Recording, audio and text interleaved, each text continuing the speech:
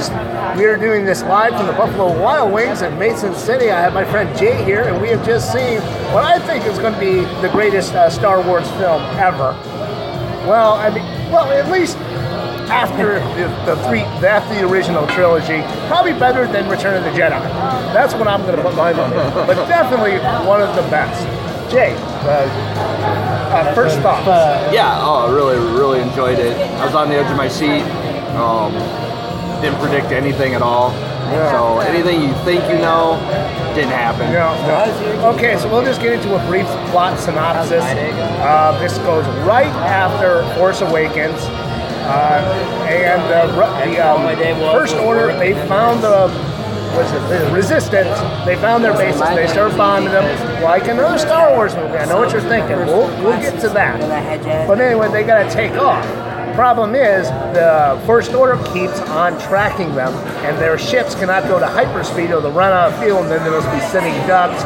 So that's one of the major things is the sort of resistance. They're trying to fly away, but they got the First Order up their ass. Meanwhile, Rey is on that island with Luke, not just doing training like that other Star Wars film, but also learning a lot more about what happened with Luke and Kylo Ren. And there's a side mission with Finn and this new friend of his where they're trying to find this guy so they can get this thing, go to the First Order ship, and screw around with it and save the Resistance. So that's I think that covers the plot. Okay, so let's just talk about the elephant in the room. Is this movie a remake of Empire Strikes Back? I will say no. It's not a by the numbers rehash. It can stand alone on its own. It has its own elements. Yes, it does borrow a lot. Yeah, right. Yeah. You might look at a few scenes and say, this looks familiar. Yeah, like I said, in the beginning we have them attacking the Rebel base like they did in Empire with Hoth. But that's really just over and done with, and then it becomes they're being chased, which I think they had a little in the Empire, but not at this level. No, it felt new. Yeah. A couple of them go out like they went to this casino planet, or at least a planet with a casino. Yeah. I mean, that storyline, it's weird that you follow it, and ultimately it kind of goes nowhere. Even though it's probably one of the more enjoyable parts of the scene. Finn gets some more screen time. He's not just with Rey's, with this new buddy of his, Rose. Then they meet up with, what's his name? The actor, Janice Del Toro. Yeah, I'm not sure, but yeah. I was hoping you'd be able to Del Toro or something like that. Del Toro. This guy, they were looking for some other guy, and then they run into him, and he's a hacker, so he can hack into the Empire computer. So it's really complicated to explain.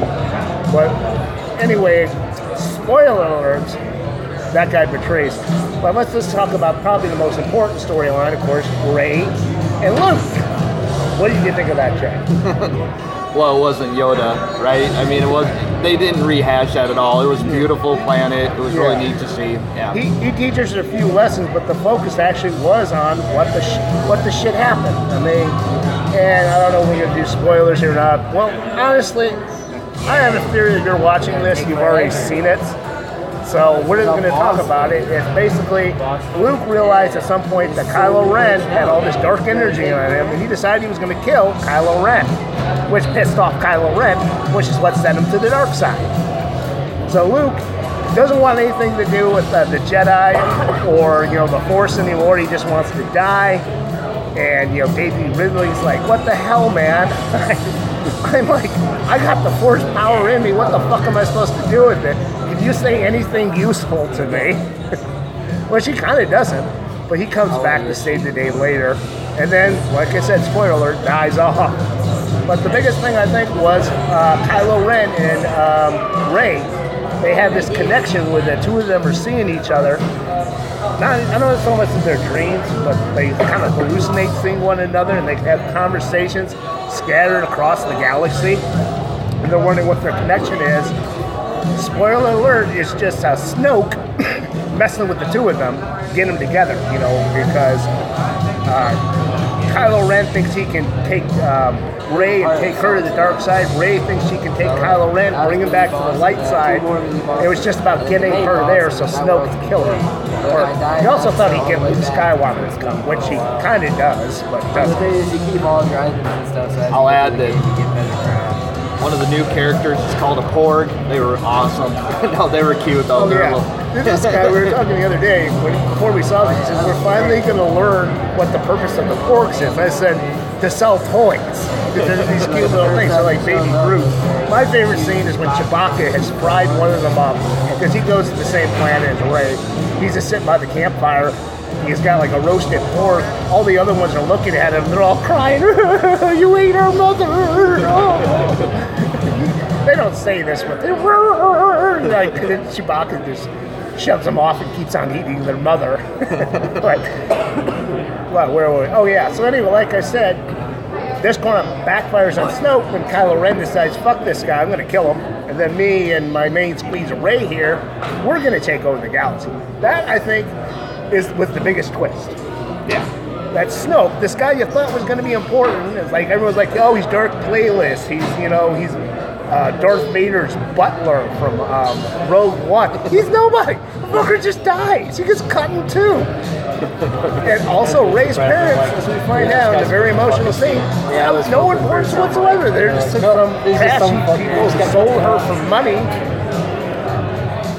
And, that's their story. They just died. They wanted to get, they were terrible parents. That's what the Rey parents were. What did you think of that reveal? Yeah. I didn't think that. Oh, yeah.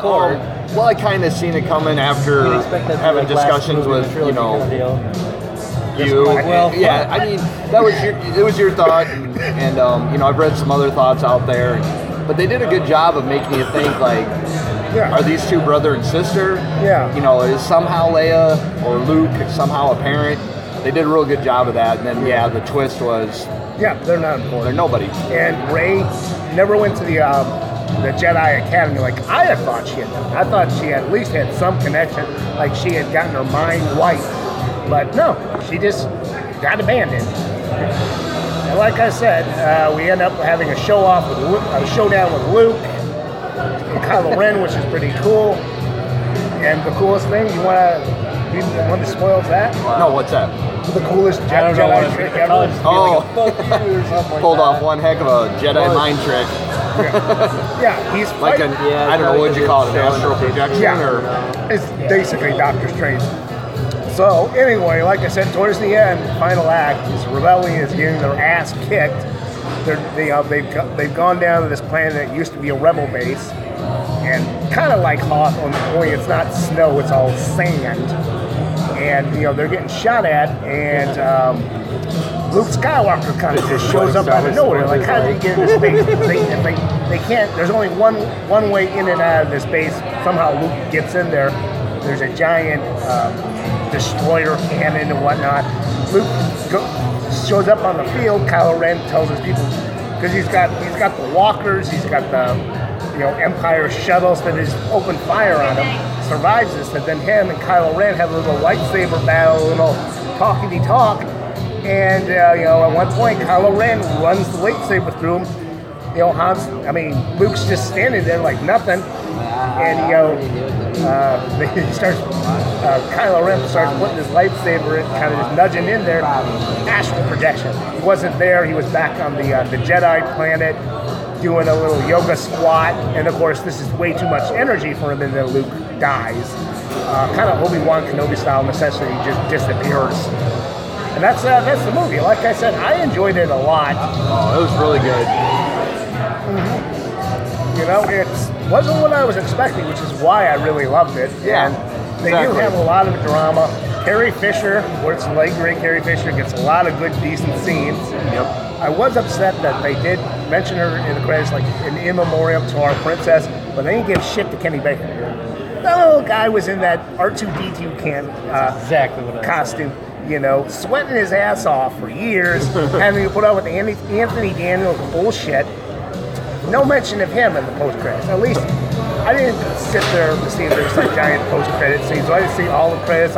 Maybe they put like in memoriam, but still. You could have given him the same building as Carrie Fisher. And that's all we got. Thank you for all the people who watched this, which is none, at least on the live version. So, all right, I think that's it.